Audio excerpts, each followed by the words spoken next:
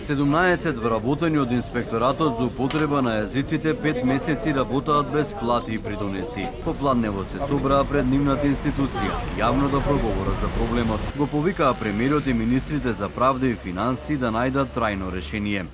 Ова состојба не доведува во ситуација на социјална несигурност, екзистенцијална борба и апсолутно понижување на трудот и достоинството на работникот. Ние сме луѓе кои секој ден дневно работат, даваат резултати и го движат системот напред.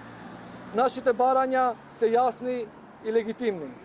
Итно исплаќање на заостанатите плати, повторно активирање на здравственото и пензиското осигурување, обезбедување на трајно и одржливо решение за да не се повтори ова состојба како и нормално функционирање на инспекторатот. Проблемите со доснењето на платите започнаа со измените на Законот за употреба на јазиците, кој предвидува укинување на постоечкиот правен статус на инспекторатот. Со измените се бара директорот на установата да поседува уверение за познавање на странски јазик, вработените опремата документацијата, но и другите средства од инспекторатот да се преземат од Министерството за правда. Измените на Законот за инспекторатот за употреба на јазиците веќе го помина собранискиот комисиски филтер. Од Министерството за правда за телевизија 24 велат дека законот е во собраниска процедура. Истиот се очекува да биде изгласан. Се огласи вице-премиерот Изет Меджити. Решението е како што рече во изгласување на измените во парламентот. Процедура која како што посочи е блокирана од дел од пратениците. Вработените во инспекторатот се уште чекаат одговор за средба од премиерот и првите луѓе на правда и финансии за што поскоро решение на проблемот. Ако продолжат првите луѓе на владата со игнорантски однос,